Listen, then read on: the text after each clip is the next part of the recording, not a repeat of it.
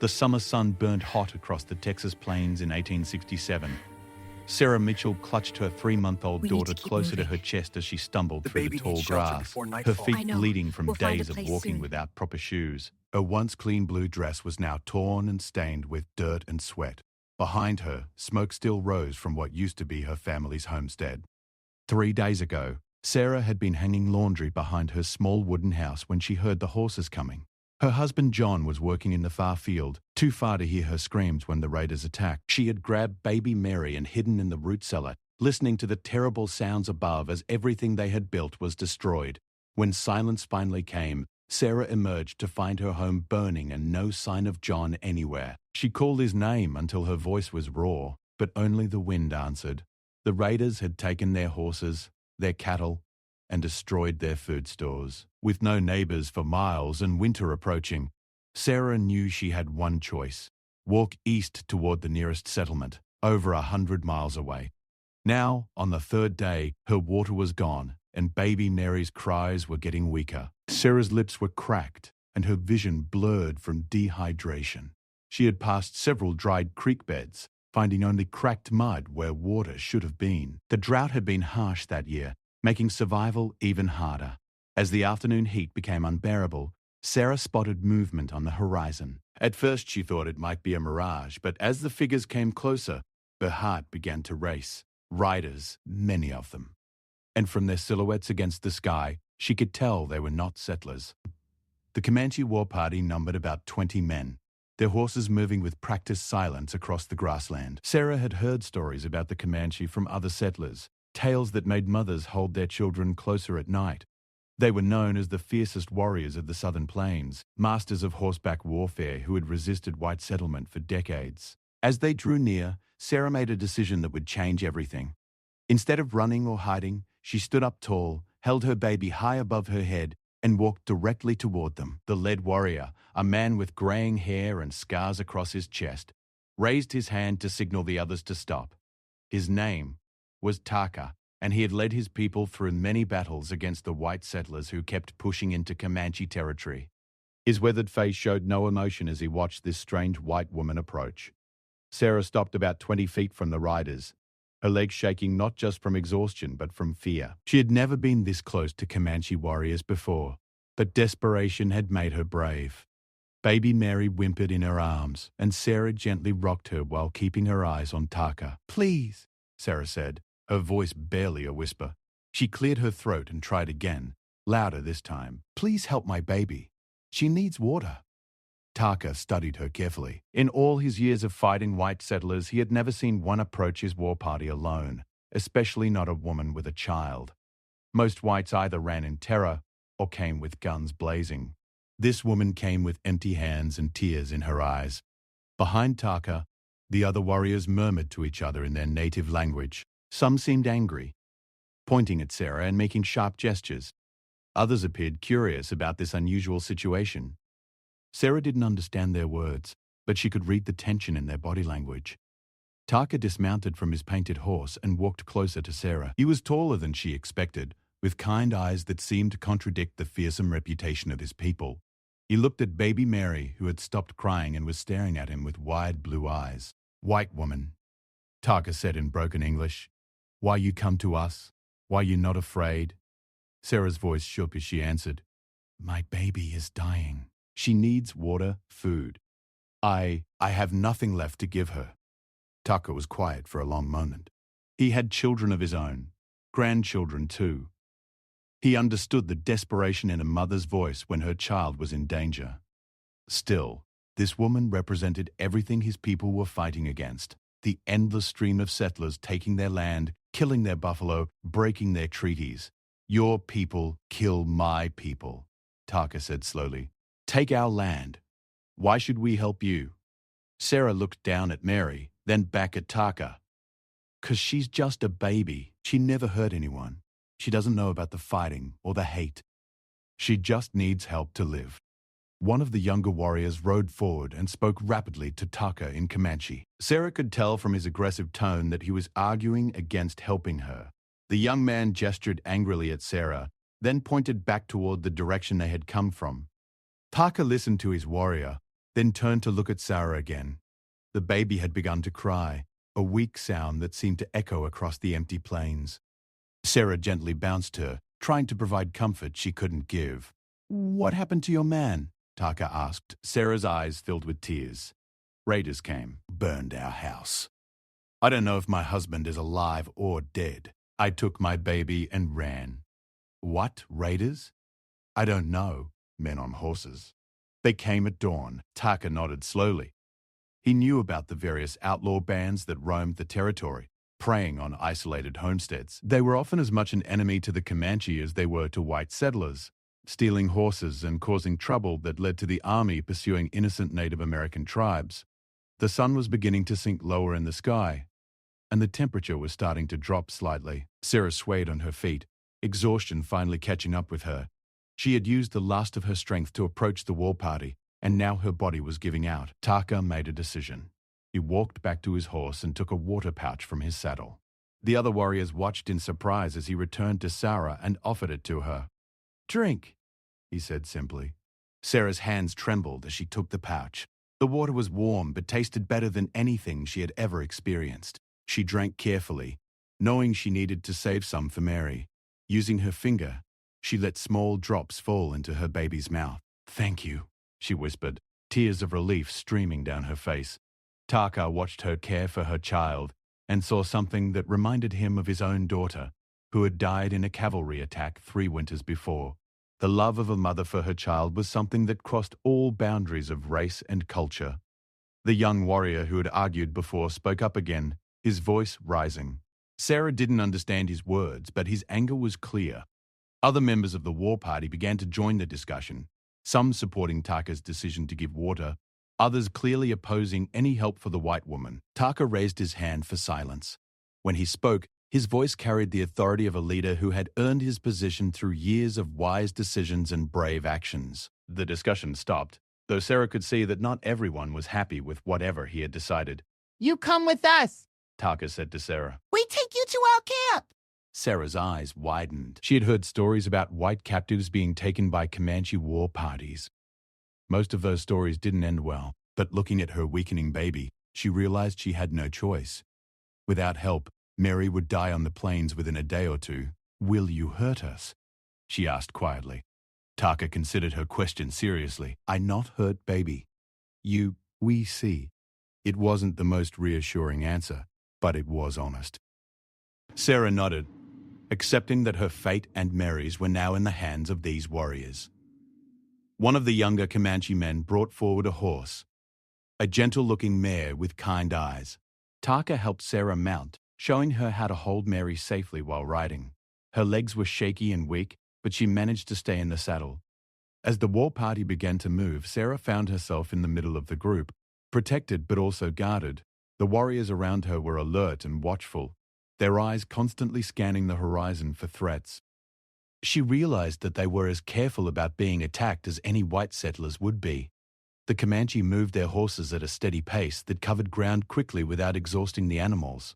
Sarah was amazed at how smoothly they rode, seeming to become one with their mounts. She had grown up around horses on her father's farm, but she had never seen horsemanship like this. As they traveled, Sarah noticed how the warriors communicated with each other using hand signals and small sounds.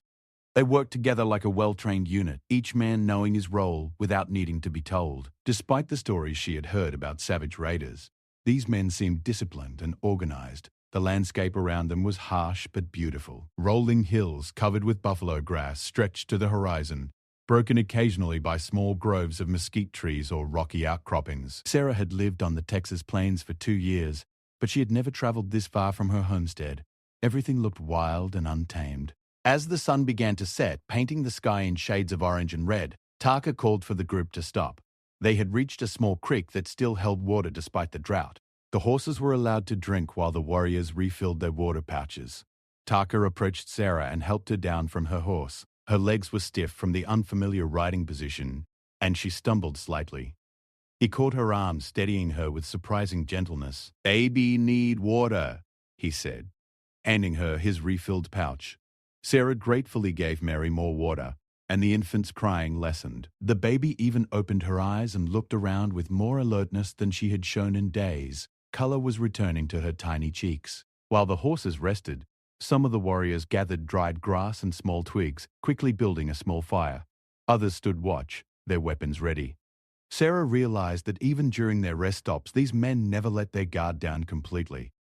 One of the warriors, a man with intricate tattoos covering his arms, approached with something in his hands. Sarah tensed, not knowing what to expect, but he simply offered her a piece of dried meat and some kind of grain cake. The food was unlike anything Sarah had eaten before, but it was nourishing, and her starving body welcomed it gratefully. She chewed slowly, savoring each bite while continuing to care for Mary. Taka sat nearby, watching her eat. "You have name?" he asked. Sarah Mitchell. "And this is Mary." "Sarah," he repeated, practicing the unfamiliar sounds. "I am Taka. These are my warriors." It struck Sarah as strange to be having a normal conversation with someone she had been taught to fear. Taka didn't seem like the savage monster from the stories. He seemed like a man, a leader concerned about his people and careful about his decisions. "Why did you help us?" Sarah asked.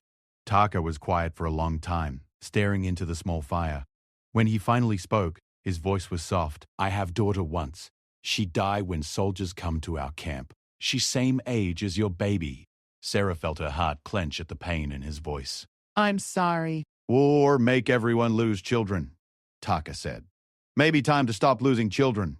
The simple statement carried a weight of meaning that Sarah was only beginning to understand. This man had every reason to hate her and her people, yet he was risking conflict with his own warriors to save her child. As the fire burned lower, the warriors prepared to continue their journey. The brief rest had helped Sarah regain some strength, but she was still weak from her ordeal.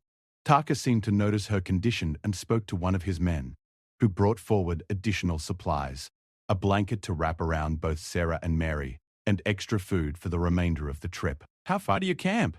Sarah asked as she was helped back onto her horse. "We reach before moon high," Taka replied, pointing to the darkening sky where the first stars were beginning to appear. As they resumed their journey through the gathering darkness, Sarah found herself thinking about her situation. A few hours ago, she had been alone and desperate, watching her baby slowly dying on the empty plains. Now she was traveling with a Comanche war party toward an uncertain future, but at least Mary was alive and getting stronger. The night air was cooler and easier to breathe. Mary slept peacefully in her arms, her breathing steady and normal for the first time in days. Whatever happened next, Sarah knew she had made the right choice in approaching these warriors. Around her, the Comanche rode with the easy confidence of men who knew every hill and valley of their territory. They moved through the darkness as easily as they had traveled in daylight, guided by stars and landmarks invisible to Sarah's untrained eyes. As the hours passed, Sarah began to see lights in the distance, the cooking fires of the Comanche camp. Her heart began to beat faster as she realized she was about to enter a world completely different from anything she had ever known. The war party descended into a valley where dozens of teepees were arranged in a careful pattern. Dogs barked at their approach and people emerged from their shelters to see what the returning warriors had brought with them. Sarah heard voices calling out in the Comanche language, some sounding surprised or angry. She clutched Mary closer, suddenly very aware that she was the only white person in a camp full of people who had every reason to consider her an enemy. Taka rode close beside her, his presence providing some comfort. As they entered the camp proper, Sarah could see women and children gathering to stare at her. Their faces showed curiosity, suspicion, and in some cases, clear hostility. The war party stopped in the center of the camp, near the largest teepee. Taka dismounted and helped Sarah down from her horse. Her legs were shaking again, this time more from fear than exhaustion. An elderly woman emerged from the large teepee, her grey hair braided with beads and feathers. Her face was weathered by decades of sun and wind, and her dark eyes were sharp and intelligent. Sarah could tell immediately that this was someone important in the tribe. The woman spoke rapidly to Taka, her voice rising with each word. Sarah didn't need to understand the language to know that the woman was not happy about her presence in the camp. Taka listened respectfully, then replied in calm, measured tones. He gestured towards Sarah and Mary, explaining something that gradually seemed to soften the older woman's anger. Finally, The elderly woman approached Sarah and looked closely at baby Mary. The infant was awake and alert, her blue eyes wide with curiosity at all the new sights and sounds around her. The woman reached out and gently touched Mary's cheek with one weathered finger. The baby smiled. The first real smile Sarah had seen from her daughter in days. The sight of that smile seemed to change something in the camp. The tension that had filled the air began to ease slightly. The elderly woman spoke to Taka again, this time in a softer tone. "Grandmother say you and baby stay in her teepee tonight," Taka translated. "Tomorrow, council decide what happened." Sarah nodded, grateful for any shelter and safety. The elderly woman, who Taka introduced as Ayana, motioned for Sarah to follow her into the large teepee. Inside, the space was warm and comfortable, lit by a central fire. Colourful blankets and buffalo robes were arranged around the walls, and various household items hung from the tippy poles. It was completely different from Sarah's log cabin, but it felt like a home. Ayana gestured for Sarah to sit near the fire, then disappeared briefly before returning with a bowl of warm soup and more water. The soup was made from buffalo meat and wild vegetables, rich and nourishing. As Sarah ate and fed Mary, she found herself surrounded by curious children who had slipped into the teepee to get a closer look at the white woman and her baby. They whispered to each other and giggled at Mary's expressions, their natural childhood curiosity overcoming any fear or hostility. One little girl, perhaps 5 years old, approached cautiously and offered Mary a small carved wooden toy. Mary reached for it with tiny fingers, and the children laughed with delight at her attempts to grasp it. Watching her daughter interact with these Comanche children, Sarah began to realize something important. Fear and hatred were learned things taught by adults who had experienced conflict and loss. Children, regardless of their race or culture, simply saw another child. As the evening wore on, more women entered the teepee to see the visitors. Some brought gifts, soft baby blankets, more food, even a clean dress for Sarah to replace her torn and dirty clothing. Their generosity surprised her, given that she represented the people who were taking their land and threatening their way of life. Ayana seemed to understand some English, though she spoke very little. Through gestures and simple words, she showed Sarah where she and Mary could sleep and how to bank the fire for the night. As Sarah lay on a comfortable pile of buffalo robes with Mary sleeping peacefully beside her, she reflected on the extraordinary day. This morning she had been dying on the plains, convinced she would never see another sunset. Tonight she was warm, fed, and safe in a Comanche camp, surrounded by people who had shown her unexpected kindness. Outside the teepee, she could hear the sounds of camp life continuing, people talking around fires, dogs settling down for the night, horses moving in their makeshift corrals. It was not so different from the sounds of any community at bedtime, but Sarah also knew that tomorrow would bring difficult decisions. The war council would meet to decide her fate and Mary's. Some of the warriors had clearly opposed Taka's decision to bring them to the camp. There would be arguments, debates about what to do with the white woman and her child. As she drifted off to sleep, Sarah found herself thinking about Taka's words earlier. Maybe time to stop losing children. She wondered if her arrival in this camp might somehow be part of a larger change, a small step toward understanding between two peoples who had been enemies for so long. Mary stirred beside her, making the small sounds that babies make in their sleep. Sarah gently stroked her daughter's hair, marveling at how peaceful she looked now. Whatever tomorrow brought, at least tonight Mary was safe, healthy, and surrounded by the unexpected kindness of strangers who had every reason to turn them away. The fire crackled softly in the center of the teepee, casting dancing shadows on the walls. Somewhere in the distance, a night bird called across the plains. Sarah closed her eyes and allowed herself to hope that somehow, against all odds, everything might work out for the best. Dawn came slowly over the Comanche camp, painting the eastern sky in soft shades of pink and gold. Sarah woke to the sound of voices outside Ayana's teepee and the smell of cooking fires. Mary was still sleeping peacefully beside her, her breathing steady and strong after a full night's rest. Ayana was already awake, tending to the fire and preparing some kind of morning meal. She smiled at Sarah and gestured toward a wooden bowl filled with water, indicating that Sarah should wash herself and her baby. The water was cool and refreshing.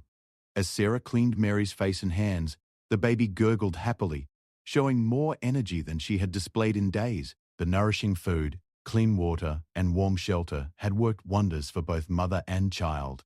Outside, Sarah could hear the camp coming to life. Children's laughter mixed with the voices of adults beginning their daily tasks. Dogs barked, horses whinnied, and somewhere someone was singing a traditional song in the Comanche language. Ayana brought Sarah a breakfast of corn cakes, dried berries, and warm broth. As Sarah ate, several women entered the teepee to check on their guests. They spoke softly among themselves, occasionally gesturing toward Mary, who was now wide awake and looking around with bright, curious eyes. One of the women, younger than the others with intricate braids decorated with small shells, approached and made cooing sounds at Mary.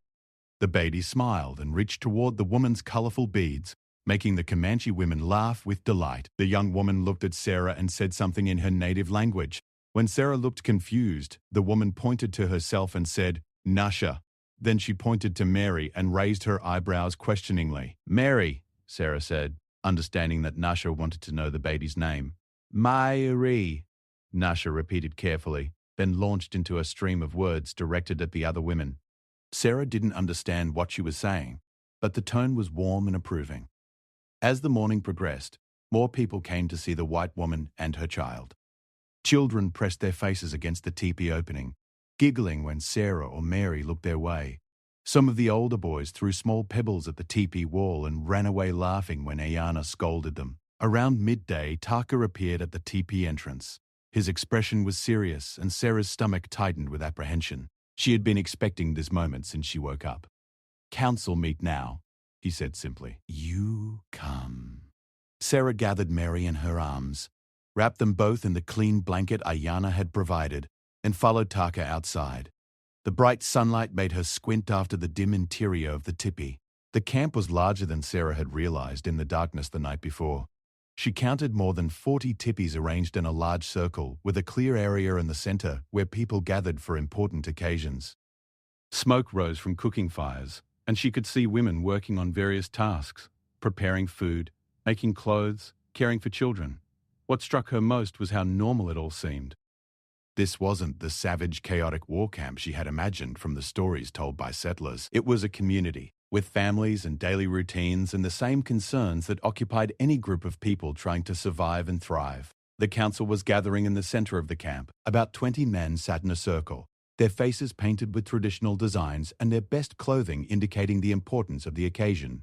Behind them, women and older children stood in groups, everyone curious about the proceedings. Taka led Sarah to a spot near the council circle, but not within it.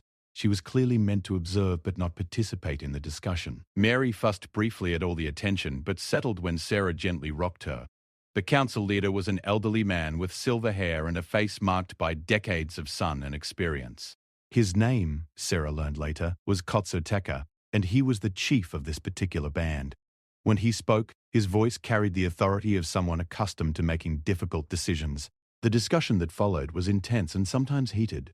Sarah couldn't understand the words, but she could read the emotions clearly.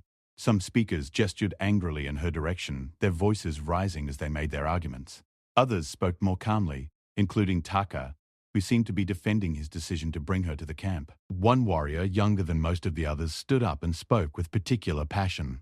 He pointed repeatedly at Sarah, then gestured toward the horizon where white settlements lay.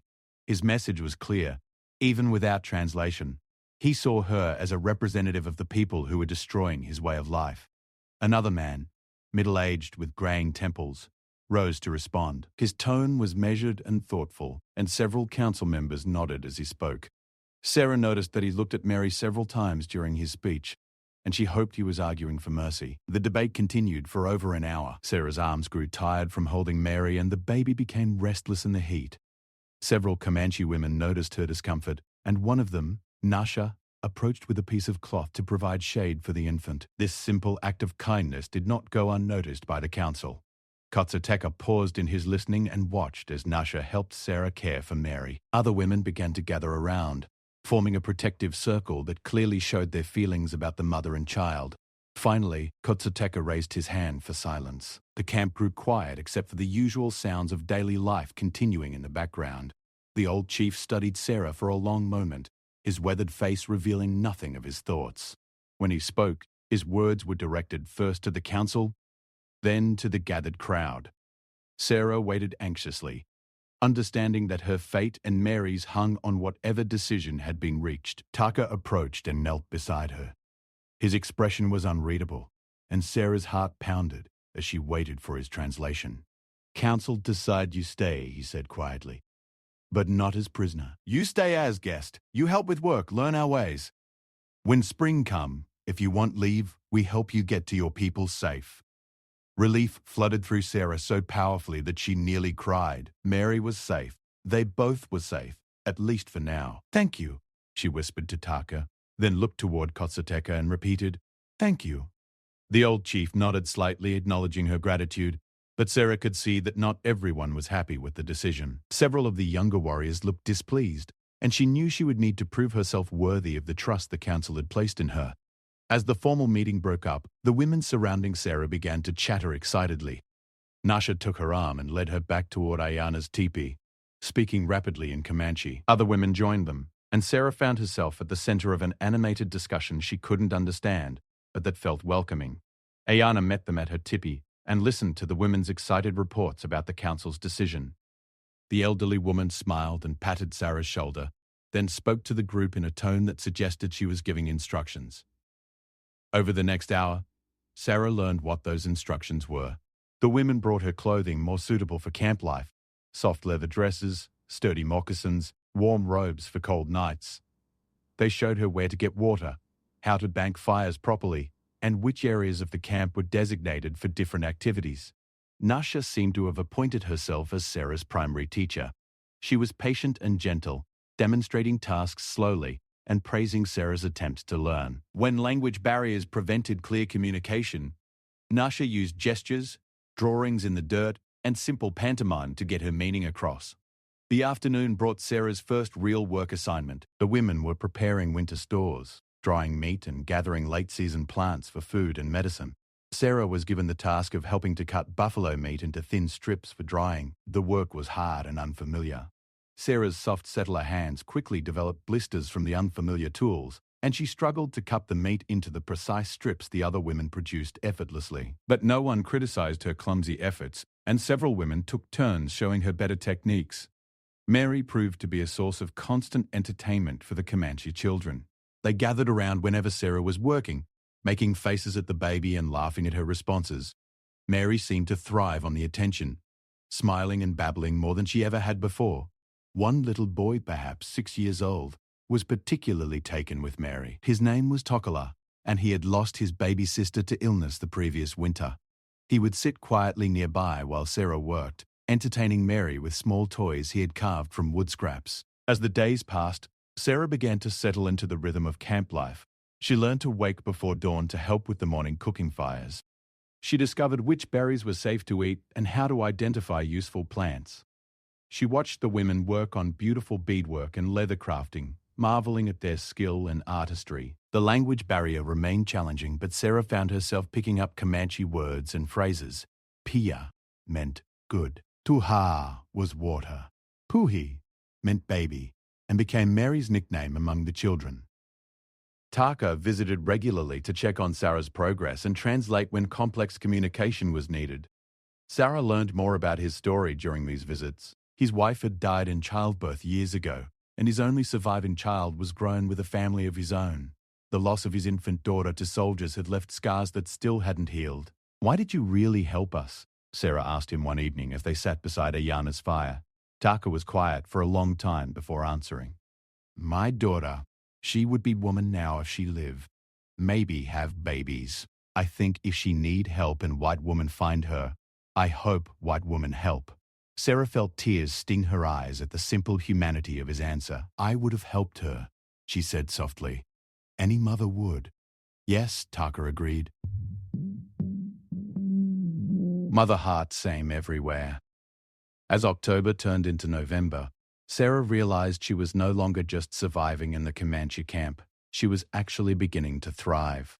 Her hands had grown calloused and strong from the daily work. She could identify dozens of useful plants and knew how to prepare traditional foods. Most importantly, Mary was growing fat and happy, surrounded by people who loved children and treated her as one of their own. But Sarah also knew that outside the camp, tensions between the Comanche and white settlers were growing worse. Taka brought news from his scouting trips. More homesteads attacked, more cavalry patrols in the area, More anger on both sides. One cold November morning, scouts brought word that a large cavalry patrol was approaching the area. The camp immediately shifted into preparations for a possible attack. Women and children were organized for quick evacuation if necessary, while the warriors prepared their weapons and horses. Sarah watched the preparations with growing anxiety. If soldiers found the camp, her presence there would be impossible to explain. To the cavalry, she would appear to be a captive, possibly sympathetic to her captors. To the Comanche, she might seem like a spy who had brought the army to their camp. Kotsoteka called another council meeting. This one focused on the immediate threat. Sarah wasn't included in the discussion, but she could see urgent gestures and heated debate from where she waited with the other women and children. Ayana sat beside her, holding Mary while Sarah paced nervously. The old woman spoke softly in broken English, trying to reassure her, but Sarah could see worry in her eyes too. Finally, Taka emerged from the council meeting and approached Sarah. His expression was grim, and Sarah braced herself for bad news.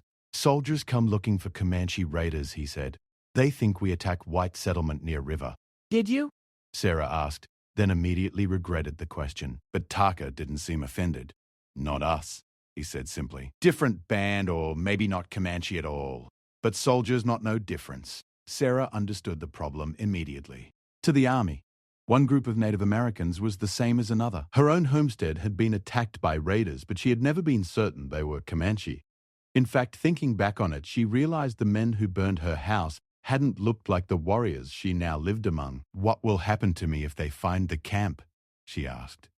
Taka considered the question seriously. "They see white woman with Comanche. They think we capture you. Maybe shoot first, ask questions after." The awful irony of the situation struck Sarah. The people who had saved her life and cared for her child might be killed by her own people, who would assume she was being held against her will. "Council decide we move camp tonight," Taka continued. "Go deeper into territory soldiers afraid to follow."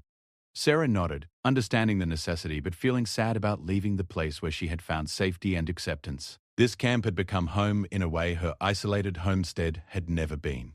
The rest of the day was spent in organized chaos as the entire community prepared to move. Sarah marveled at how efficiently everyone worked together. Within hours, teepees were dismantled, belongings packed, and horses loaded with everything the tribe needed to survive. Sarah helped as much as she could, learning how to properly pack and secure items for travel. Mary seemed to sense the excitement and urgency, staying alert and quiet as if she understood the importance of the situation. As evening fell, the Comanche prepared to leave their camp behind. Sarah stood at the edge of the valley where she had found refuge, holding Mary and looking back at the place that had become so important to both of them. Nasha appeared beside her, carrying a bundle wrapped in soft leather. She handed it to Sarah and spoke in Comanche, her voice emotional. Taka translated. "She make winter clothes for you and baby. She say you part of tribe now. Need to stay warm, like all family." Sarah unwrapped the bundle to find beautiful leather dresses for herself and tiny outfits for Mary, all decorated with intricate beadwork. The time and skill that had gone into making these clothes represented hours of careful work. "Tell her thank you," Sarah said, her voice thick with emotion. "Tell her I will treasure these always." As they prepared to mount horses for the night journey, Sarah realized that her situation had changed completely from just a few weeks ago. She was no longer a desperate refugee begging for help. She had become part of something larger, a community that had accepted her and her child as family.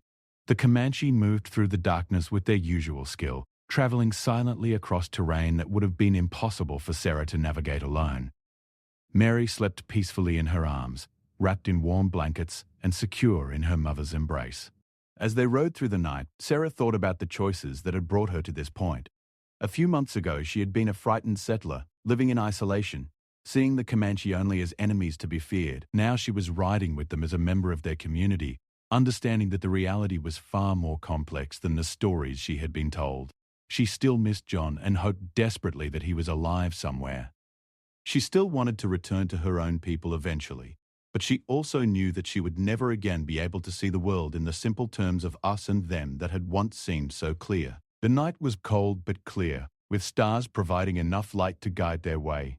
Around her, Sarah could hear the quiet sounds of families traveling together, parents soothing children, horses' hooves on hard ground, the soft creak of leather and wood. Mary stirred in her arms and opened her eyes, looking up at the star-filled sky with wonder. Sarah smiled down at her daughter, realizing that Mary would grow up with memories of this night journey, this community of people who had shown them such unexpected kindness. As dawn approached, the war party reached a new valley, one hidden deep in territory where few white men had ever traveled. It would be their winter camp, a place where they could rest and prepare for the harsh months ahead. Sarah looked around at the natural shelter provided by the hills and trees, understanding that she was now further from white civilization than she had ever been in her life. But instead of feeling afraid, she felt grateful for the safety this remote location would provide. The morning brought the familiar sounds of a community setting up new homes. Sarah helped where she could, no longer a helpless refugee, but a contributing member of the group. Mary played with the other children, her laughter mixing with theirs in a sound that crossed all barriers of language and culture. As she worked beside Nasha and the other women, Sarah realized that something fundamental had changed inside her. She was no longer simply a white woman temporarily staying with the Comanche. She had become someone who belonged to both worlds, who understood both perspectives, who might someday help build bridges between peoples who seemed destined to remain enemies. The winter ahead would be long and difficult, but Sarah no longer faced it alone. She had found family in the most unlikely place, and learned that courage, compassion, and love for children could overcome even the deepest divisions between different peoples. Winter settled over the hidden valley like a heavy blanket, bringing with it the kind of cold that made every breath visible and turned water into ice overnight. Sarah had never experienced a winter quite like this one, living so closely with nature and depending entirely on the skills and preparations of her adopted Comanche family. The winter camp was organized differently than the temporary settlements Sarah had seen before. The teepees were arranged in tight clusters for warmth, with windbreaks constructed from brush and buffalo hides. Central fire areas provided gathering places where the entire community could come together during the worst storms. Sarah's days fell into a rhythm that was both foreign and comforting. She woke each morning before dawn to help tend the fires that kept the camp warm. She learned to stretch buffalo hides, prepare winter food stores, and craft tools from bone and stone. Her hands, once soft from settler life, became skilled and strong. Mary thrived in the winter camp despite the harsh conditions. At 6 months old, she was beginning to sit up on her own and respond to voices with delighted babbling. The Comanche children continued to dote on her, and several of the women took turns helping Sarah care for her daughter. Tokola, the little boy who had first befriended Mary, became her constant shadow. He would arrive at Ayana's teepee every morning with small toys he had carved or interesting stones he had found, all intended to entertain Puhi, as everyone now called the baby. "She liked this one," Tokola would announce in his carefully practiced English, holding up a new creation. Mary would reach for whatever he offered, and Tokola would beam with pride at her attention. Sarah watched these interactions with growing amazement. Her daughter was learning to respond to words in both English and Comanche. She would turn her head when called Mary, and also when called Puhi. She seemed completely comfortable with the diverse faces and voices around her, having no concept that there was supposed to be any difference between them. As December brought deeper snow and longer nights, Sarah found herself thinking more often about the world beyond the valley. She worried about John constantly, wondering if he had survived the attack on their homestead. Had he returned to find the house burned and his family missing? Was he alive somewhere, searching for them? Or had he perished that day, leaving Sarah truly widowed? She also thought about the broader conflict between the Comanche and white settlers. Living in the camp had given her a perspective she never could have gained from her isolated homestead. These people weren't savage raiders attacking innocent families. They were families themselves, trying to protect their children and preserve their way of life in the face of an unstoppable tide of change.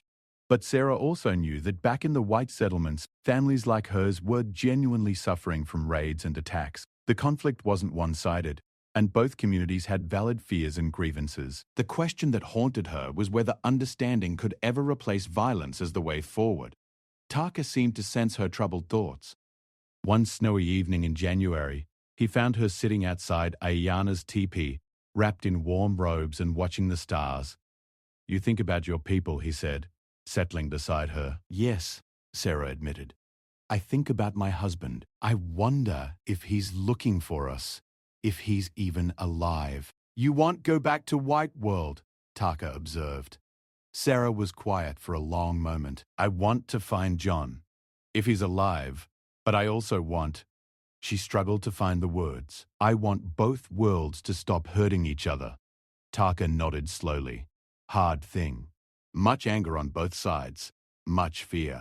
Has it always been this way? Sarah asked. No, Taka said thoughtfully. When I, young boy, some white traders come. Trade fair, respect our ways. We live side by side sometimes, help each other. But then, he gestured toward the horizon. More and more whites come. They not want trade, they want land. They want our buffalo gone, our people gone. Sarah understood the tragedy he was describing. The early encounters between Native Americans and white settlers had often been peaceful, even beneficial to both sides. But as more settlers arrived seeking land and permanent homes rather than just trade, conflict became almost inevitable. What if some whites and some Comanche tried to find a different way? Sarah asked. What if they tried to live together peacefully? Taka looked at her with interest. You have idea? I don't know, Sarah said honestly, but I've learned so much living here. I understand your people better than any white person I've ever met. Maybe that understanding could help somehow. Their conversation was interrupted by a commotion near the edge of camp. Dogs were barking, and Sarah could hear voices calling out in alarm. Taka immediately stood, his hand moving instinctively toward his weapon. A scout came running toward them, speaking rapidly in Comanche. Sarah couldn't understand the words, but the urgency in the man's voice was clear. Taka's expression grew grim as he listened. What is it? Sarah asked. Soldiers, Taka said curtly. 2 days away, moving this direction. The camp immediately sprang into action with the efficiency Sarah had observed before. But this time felt different. The snow would make travel difficult, especially with children and elders, and their tracks would be impossible to hide completely. Kotsoteka called an emergency council meeting. Sarah waited anxiously with the other women and children, watching the heated discussion between the warriors and elders. She could see gestures in her direction and knew that her presence was complicating their options. After what felt like hours, Taka emerged from the council circle and approached Sarah. His expression was troubled, and Sarah braced herself for difficult news. Council decide we cannot outrun soldiers in this snow with whole camp, he said. Some warriors take you and baby meet soldiers away from camp. Tell them you escaped. Ask for safe passage to white settlement. Sarah's heart clenched at the thought of leaving the people who had become her family. But she also understood the wisdom of the plan. Her presence put the entire camp at risk. If the soldiers found a white woman and child living peacefully with the Comanche, it would be seen as evidence that the tribe was holding captives. When? She asked quietly. Tomorrow morning. Nasha and some other women pack supplies for you and Puhi. I take 5 warriors, meet soldiers at Canyon Mouth 3 days' ride from here. That night, Sarah hardly slept. Mary sensed her mother's distress and was restless, requiring constant soothing. Around them, the teepee was filled with the sounds of Ayana and other women preparing for Sarah's departure. When dawn came, half the camp turned out to see them off. Sarah found herself overwhelmed by the gifts pressed into her hands. Warm clothes, food for the journey, medicine, and small tokens of friendship from people who had risked everything to help her. Nasha approached with tears in her eyes, carrying a carefully wrapped bundle. Inside were 2 beautiful dolls dressed in miniature Comanche clothing, one for Mary to keep and one for Sarah to remember their time together.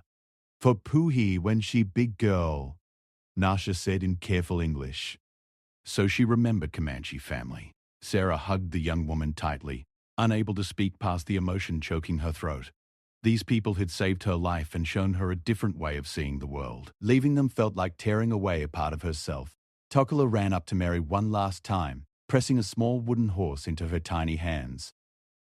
For Puhi, he said solemnly, so she not forget, Tokola. As Sarah mounted her horse with Mary securely bundled against her chest, she looked back at the faces of people who had become family. Ayana stood at the front of the group, her weathered face stoic but her eyes bright with unshed tears. The journey away from the winter camp was difficult both physically and emotionally. The snow was deep enough to slow their progress, and the cold was bitter despite their warm clothing. Mary fussed more than usual, perhaps sensing the tension and sadness of the adults around her. Taka rode beside Sarah, occasionally pointing out landmarks or explaining the terrain they were crossing. The 5 warriors with them were alert and cautious, knowing that they were entering the most dangerous part of their mission. On the second day, they encountered the Army patrol. Lieutenant James Morrison of the 7th Cavalry had been tracking Comanche movements for 3 months, following reports of raids and attacks throughout the region. His patrol of 20 men was cold, tired, and eager to engage what they saw as the enemy responsible for terrorizing white settlements. When Morrison's scouts spotted the small group of Comanche riders approaching under a white flag, he ordered his men into defensive positions. Through his spyglass, he could see what appeared to be a white woman and child with the Native American warriors. "Hostage situation, sir," reported Sergeant Davis. "Woman and baby with 6 Comanche." Morrison studied the approaching group carefully. Something about the scene didn't match the typical hostage scenario he had been trained to expect. The woman didn't appear to be bound or restrained, and she seemed to be riding comfortably rather than being forced along. Taka called a halt when they were still several hundred yards from the soldiers. He turned to Sarah with an expression of deep sadness. "Now we say goodbye," he said simply. "You ride toward soldiers alone. Tell them you escaped from different Comanche band. We wait here until you're safe, then go back to our people." Sarah felt panic rise in her chest. After months of being part of a community, the thought of facing the world alone again terrified her. But she also knew that Taka and his warriors were risking their lives by even approaching the soldiers. "What if they don't believe me?" she asked.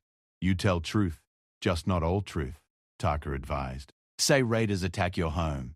You taken captive, you escape with baby. You not need tell about our camp, about how we help you." Sarah nodded, understanding that she was being asked to protect the people who had protected her. It wasn't really lying. Raiders had attacked her home and she had been separated from her husband. The fact that the Comanche had rescued rather than captured her was a detail that could remain unspoken. Mary began to cry, perhaps sensing the emotional intensity of the moment. Sarah soothed her daughter while trying to compose herself for what lay ahead. "Taka," she said quietly, "will I ever see any of you again?" The old warrior was quiet for a moment. "World-changing," he said finally. "Maybe someday white people and Comanche find new way to live together. If that happened, you be bridge between worlds. You understand both peoples now." With that possibility hanging in the cold air between them, Sarah said her final goodbye to the man who had saved her life and changed her understanding of the world. She urged her horse forward, riding slowly toward the line of blue uniformed soldiers waiting in the distance. Lieutenant Morrison watched through his spyglass as the lone rider approached. The woman appeared to be white, with a baby bundled in her arms. Her clothing was a mixture of settler garments and what looked like Native American items. Most interestingly, she seemed calm rather than panicked or traumatized. When Sarah was close enough to call out, she reined in her horse and raised one hand in greeting. "I'm Sarah Mitchell," she called. "I need help getting to the nearest settlement." Morrison rode forward to meet her, flanked by 2 of his men with weapons ready. Up close, he could see that Sarah was indeed white, and the baby appeared healthy and well cared for. "Ma'am," Morrison said, touching his hat brim, "I'm Lieutenant Morrison, 7th Cavalry. Where did you come from?" Sarah took a deep breath and began the carefully edited version of her story that would protect the people who had saved her life. "Raiders attacked our homestead 3 months ago. My husband John was killed or taken, I don't know which. I managed to escape with my baby." "And you've been surviving alone all this time?" Morrison asked skeptically. "I found shelter where I could," Sarah said, which was perfectly true. "Finally made it to this area and saw your patrol. I'm trying to get back to civilization." Morrison studied her carefully. Her story was plausible, but something about her demeanor seemed off for someone who had supposedly been surviving alone in hostile territory for months. She seemed too healthy, too composed, too well equipped. "Those Comanche we saw you with?" he asked. Sarah's heart pounded, but she kept her voice steady. "I don't know what they wanted. When I saw them coming, I rode toward you for protection." It wasn't technically a lie, though it wasn't the whole truth either. Morrison seemed to accept her explanation, perhaps because the alternative, that she had been living peacefully with the Comanche, was unthinkable to his military mindset. "Well, ma'am, you're safe now," Morrison said.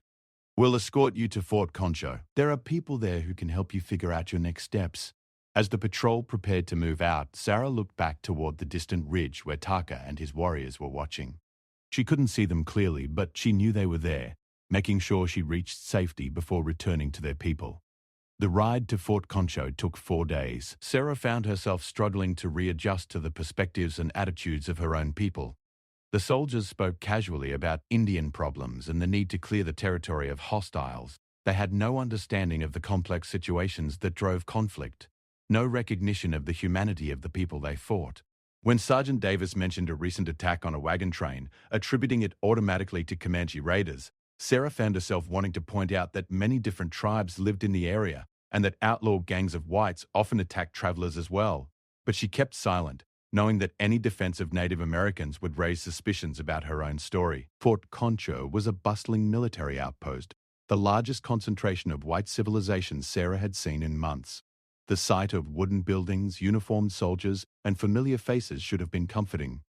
Instead, Sarah felt oddly displaced, as if she were the foreigner here rather than among the Comanche. The fort's commanding officer, Colonel Williams, interviewed Sarah personally. He was a career military man with strong opinions about the Indian situation and little patience for what he saw as Native American excuses for violence. "You're fortunate to have survived, Mrs. Mitchell," he said after hearing her edited story. "Most hostage situations don't end so well." "I wasn't exactly a hostage," Sarah said carefully. "I was on my own most of the time." Still, 3 months alone in Comanche territory with a baby, that's remarkable survival. Sarah nodded and changed the subject, asking about transportation to the nearest town where she might find work and a place to live. She had no idea if John was alive, no home to return to, and no family to help her. Colonel Williams arranged for Sarah and Mary to travel with the next supply wagon heading to San Antonio. It would be a long journey, but San Antonio was large enough to offer opportunities for a woman alone with a child. The night before their departure, Sarah stood outside the guest quarters where she and Mary were staying, looking up at the stars. They were the same stars she had watched from the Comanche camp, but somehow they seemed different now, more distant, less connected to her daily life. Mary babbled softly in her arms, playing with the small wooden horse Tokola had given her. The baby had no understanding of the complexity of their situation, no knowledge of the bridges her young life had already helped to build between two worlds. As Sarah prepared for sleep, she thought about Taka's words about being a bridge between worlds. She didn't yet know how that might happen, but she carried within her now an understanding that few white people possessed. She had lived among the Comanche, had seen their humanity and complexity, had experienced their capacity for kindness and love. Somewhere in the future, perhaps that understanding would matter. Perhaps it would help in some small way to heal the wounds that kept two peoples locked in a cycle of violence and misunderstanding. The journey to San Antonio took 2 weeks, during which Sarah had plenty of time to think about her future. Mary continued to thrive, charming the wagon drivers and soldiers with her smiles and babbling. Sarah marveled at her daughter's adaptability. From desperate refugee to Comanche camp member to Army fort guest, Mary had adjusted to each situation with the resilience that children possess. In San Antonio, Sarah found work as a seamstress and rented a small room above a general store. It was hard work for little pay, but it allowed her to care for Mary while earning enough to survive. She wrote letters to relatives back east, hoping someone might have news of John. But months passed without any word. As 1868 turned into 1869, Sarah began to build a new life. She made friends among the other working women in town, found a church that welcomed her and Mary, and slowly began to feel settled. But she never forgot her months with the Comanche, and she never stopped hoping that someday the two worlds she had known might find a way to coexist. That chance came sooner than she expected. In the spring of 1869, a group of Indian agents arrived in San Antonio, looking for people who could serve as translators and intermediaries in peace negotiations. Word had spread about a white woman who had survived among the Comanche, and they sought her out. Agent Thomas Mitchell, no relation despite the shared name, was a career diplomat who understood that successful negotiations required people who could bridge cultural divides. When he met Sarah, he immediately recognized something valuable. "Mrs. Mitchell," he said during their first meeting, "I understand you spent time among the Comanche. That experience could be invaluable in helping us establish peaceful relations." Sarah considered his request carefully. Working as a translator and cultural intermediary would be dangerous. Both sides might view her with suspicion, but it would also give her a chance to use her unique understanding to help prevent more violence. "What exactly would you want me to do?" she asked. "Help us communicate with Comanche leaders, explain their perspectives to military and civilian officials, help them understand our intentions, try to find common ground where peace might be possible." It was exactly the role Taka had envisioned for her, a bridge between worlds. Sarah accepted the position, knowing that it would be difficult and sometimes heartbreaking work, but believing it was the right thing to do. Her first assignment came in the summer of 1869, when she was asked to accompany a peace delegation to meet with a Comanche band that wanted to discuss terms for coexistence. As Sarah rode out of San Antonio with the delegation, Mary riding comfortably in a carrier on her back, she felt as if she were completing a circle that had begun when she first approached Taka's war party with her dying baby in her arms. The negotiations that followed were complex and often frustrating. There were setbacks, misunderstandings, and moments when violence seemed inevitable. But slowly, carefully, with Sarah serving as both translator and cultural interpreter, progress was made. She never saw Taka again, though she heard news of him from time to time through other Comanches she met. He had become a peace chief, working to find ways for his people to adapt to the changing world while preserving their essential identity and dignity. Sarah's work as a cultural bridge continued for many years. She helped establish several peaceful settlements where whites and Native Americans lived and worked together. She translated for treaty negotiations, mediated disputes, and gradually built a reputation as someone both sides could trust. Mary grew up bilingual and bicultural, as comfortable in a Comanche camp as in a white settlement. She learned traditional beadwork from Comanche women and European-style cooking from white neighbors. Her childhood was a living example of the possibility Taka had envisioned, a world where understanding replaced fear. In 1873, Sarah received news that brought both joy and sorrow. John had survived the attack on their homestead and had spent years searching for his wife and daughter. He had finally traced them to San Antonio through the network of people Sarah had worked with in her peace-building efforts. Their reunion was emotional and complicated. John had to adjust to the reality that his wife was no longer the frightened settler he had married, and that his daughter was as much Comanche as white in her upbringing. But love proved stronger than cultural differences, and they rebuilt their family around the expanded understanding Sarah had gained. Sarah never stopped being grateful to the Comanche people who had saved her life and shown her a different way of seeing the world. Every year, on the anniversary of the day she had first approached Taka's war party, she would tell Mary the complete story of their rescue and the months they had lived as part of a Comanche family. "Remember, Mary," she would say, "courage isn't about being fearless. It's about doing what's right even when you're afraid. And sometimes the greatest courage is asking your enemies for help." Mary grew up to become a teacher and peace advocate herself, carrying forward the lessons her mother had learned about the power of understanding and compassion to overcome even the deepest divisions between people. The wooden horse Tokola had carved for her as a baby remained on Mary's dresser throughout her life, a reminder that love and kindness could cross any boundary that humans tried to create between each other.